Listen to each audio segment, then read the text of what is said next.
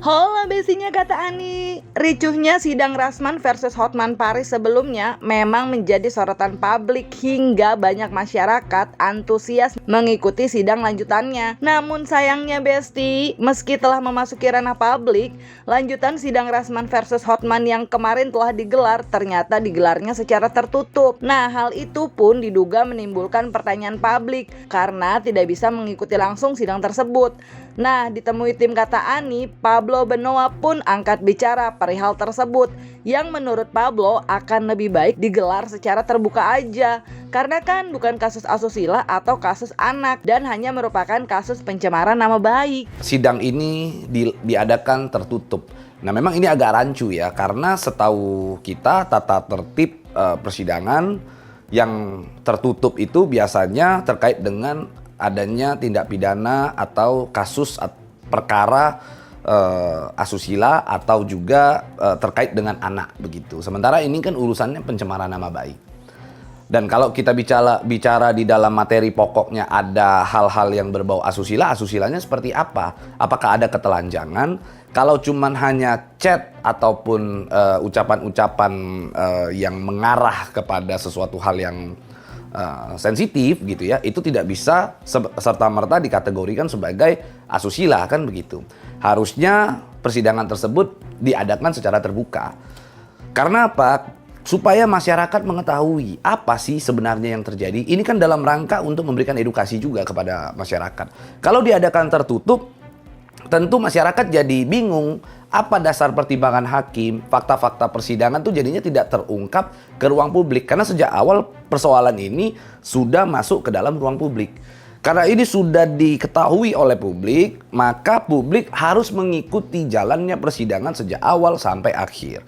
Nah, aneh juga kalau ini tertutup, sementara kasusnya bukanlah kasus asusila dan kasus yang terkait dengan anak begitu. Apalagi kalau kita bahas secara merinci, karena kan hakim mengatakan atau mungkin ada pihak-pihak yang mengatakan bahwa terkait dengan Hotman ada istrinya, ada keluarganya, harus menghargai perasaan keluarganya, harus menghargai perasaan istrinya. Kita harus merujuk ke SKB 3 Menteri terkait dengan Undang-Undang ITE. Di mana SKB 3 Menteri tersebut menyatakan bahwa terkait dengan pembuktian pencemaran nama baik, kasus pencemaran nama baik tidak menitik beratkan terhadap perasaan seseorang. Perasaan korban atau perasaan pelapor. Bayangkan perasaan pelapor aja tidak dititik beratkan di dalam pembuktian pencemaran nama baik. Ngapain memikirkan atau menitik beratkan terhadap perasaan keluarga, perasaan istri, perasaan anak, kan begitu. Intinya ini persoalan harusnya diadakan terbuka karena ini adalah persoalan pencemaran nama baik. Kasus pencemaran nama baik, bukan kasus asusila atau kasus anak. Nah, ini yang sebenarnya menjadi tanda tanya bagi kita semua. Ada apa persidangan ini? Kenapa harus diadakan secara tertutup gitu? Nah Besti, kalau udah jadi sorotan publik sih emang bakal bikin jadi penasaran ya. Dan jadi pertanyaan Besti. By the way, meski diduga seperti menyayangkan tentang sidang lanjutan Rasman versus Hotman Paris digelar secara tertutup, namun untuk Rasman yang terlihat lebih tenang, rupanya gak cuma jadi sorotan warganet, tapi juga disebut Pablo, sikap tersebut memang seharusnya dilakukan oleh Rasman. Gak boleh bersikeras katanya. Ya, memang kalau sidang itu ya memang yang harus ditampilkan sebagai seorang terdakwa bersikap baik di dalam persidangan gitu ya. Termasuk juga para kuasa hukum. Karena nanti itu akan menjadi pertimbangan pada putusan akhir begitu. Kalau memang ternyata ditemukan ada suatu tindak pidana yang meringankan, biasanya itu kan nanti akan dibacakan tuh, yang meringankan terdakwa bersikap kooperatif dan baik begitu kan, bersikap baik selama berjalannya persidangan, biasanya begitu. Nah, hal itu akan membuat terdakwa menjadi jauh lebih ringan, biasa seperti itu begitu. Jadi saya kira dengan Rasman dan kawan-kawan menjadi lebih baik, yaitu memang seharusnya seperti itu, harusnya lebih kalem, jangan gembar-gembor, jangan berkeras gitu ya. Jalanin aja persidangannya dengan smooth, ambil hatinya hakim supaya hakim pun ada alasan untuk membuat putusannya nanti jauh lebih ringan begitu. Tapi kan ini juga perkara yang dikenakan gitu ya, adalah terkait dengan Undang-Undang ITE gitu ya, pencemaran nama baik. Dan ancaman hukumannya berdasarkan Undang-Undang ITE itu ancamannya cuma 2 tahun begitu ya. Ya sudahlah, jalanin aja, kita lihat itu kan juga nggak seberapa. Apakah nanti Rasman akan dikenakan hukuman percobaan misalnya, atau mungkin hukumannya jadi jauh lebih ringan. Dan prosesnya masih panjang, nanti Rasman masih bisa banding, masih bisa kasasi untuk membuktikan apakah itu dia bersalah apa enggak. Ya mudah-mudahan dengan Rasman menjadi seorang kuasa hukum, dilindungi oleh Undang-Undang Advokat, diberikan hak imunitas, sehingga pada saat nantinya dia diputuskan, itu bisa menjadi pertimbangan hakim untuk membebaskan Rasman. Atau mungkin diberikan satu putusan dalam bentuk onslak. Onslak itu artinya sebuah kesalahan ditemukan tetapi tidak ada tindak pidana begitu.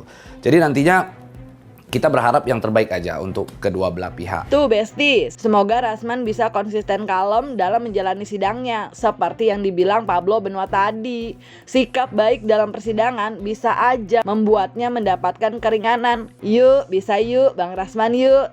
Tenang and smooth aja gitu. Anyway, nggak cuma mengenai persidangan yang akhirnya digelar secara tertutup Besti yang menjadi sorotan, tapi mengenai pernyataan Herwanto yang juga merupakan tim kuasa hukum Rasman yang merasa adanya dugaan keistimewaan kepada Hotman dalam persidangan yang digelar kemarin itu juga menjadi sorotan. Nah, perihal tersebut menurut Pablo Benua sah-sah aja kalau publik memiliki dugaan, tapi kebenarannya hanya Hotman, hakim, dan Tuhan yang tahu katanya. Makanya terbuka aja sidangnya katanya, supaya tidak ada dugaan adanya keistimewaan tersebut. Terkait dengan keistimewaan itu kan hanya mungkin majelis hakim dengan Tuhan yang tahu gitu ya.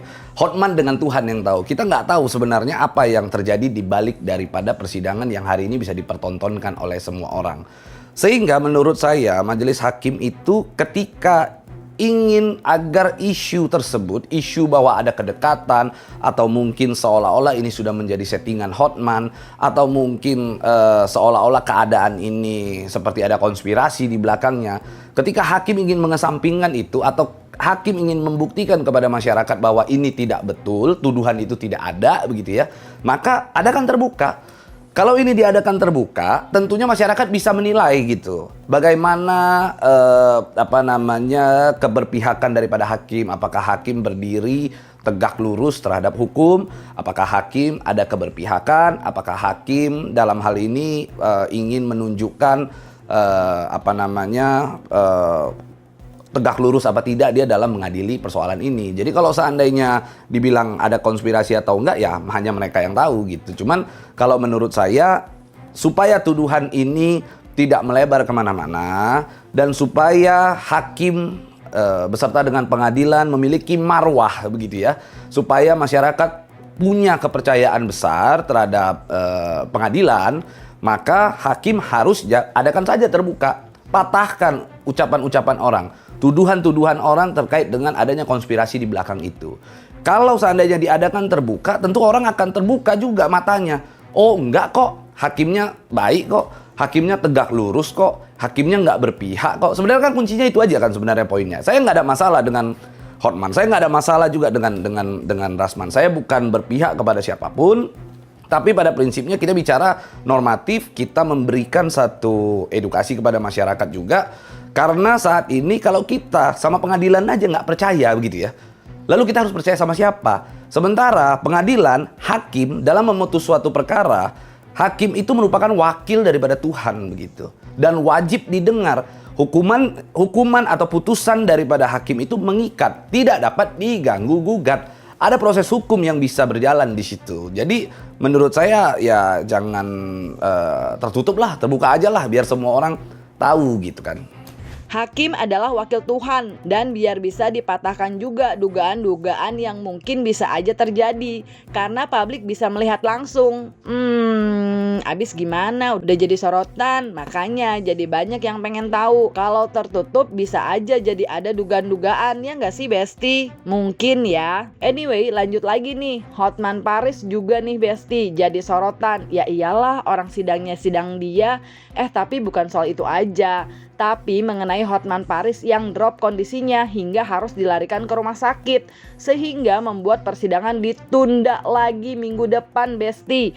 Dan lagi-lagi diduga ini menjadi pertanyaan, apakah ini diduga karena Hotman memang sengaja membuat persidangan ini ditunda? Tapi jangan seuzon Besti, kalau kata Pablo Benoa harus berhusnuzon, walaupun menurutnya untuk sidang kasus seperti ini harusnya nggak perlu sampai berjilid-jilid cenah. Bisa jadi kalau kecurigaan itu timbul gitu ya, kecurigaan bahwa sakitnya Hotman itu karena sesuatu hal dibalik daripada rencana agar persidangan ini tertunda dan lain-lain. Mungkin orang akan berpersepsi begitu. Tetapi kita sebagai seorang umat muslim, kita itu tidak boleh sujon tuh. Kita harus husnujon. Mungkin Hotman itu pada saat di dalam persidangan dia habis begadang tadi malam begitu ya. Mungkin dia habis dugem di mana gitu kan. Sehingga capek lalu harus menghadapi sidang dan pada akhirnya drop lah dia. Kan kita nggak tahu. Tapi kita patut menduga itu karena apa? Gini ya. Persoalan ini saat ini sudah ada di dalam ruang publik.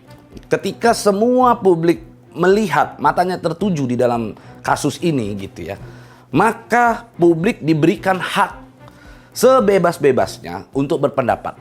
Publik diberikan hak sebebas-bebasnya untuk menilai apa yang sebenarnya terjadi di dalam itu. Jadi kalau misalnya Hotman akhirnya sakit lalu publik menerka-nerka, oh mungkin Hotman nyeting kali supaya panjang persoalan ini. Boleh nggak? Boleh. Itu hak daripada publik untuk menilai bahwa Hotman melakukan itu. Nah, bagi orang-orang yang punya prasangka baik terhadap Hotman, terhadap persidangan, ya itu juga boleh dilakukan. Kembali lagi seperti yang saya sampaikan bahwa Hotman beserta dengan hakim hanya Tuhan yang tahu apakah itu ada settingan, apakah itu ada konspirasi dan lain-lain. Karena ingat ya, persoalan ini adalah persoalan remeh-temeh, persoalan yang sangat kecil terkait dengan pencemaran nama baik.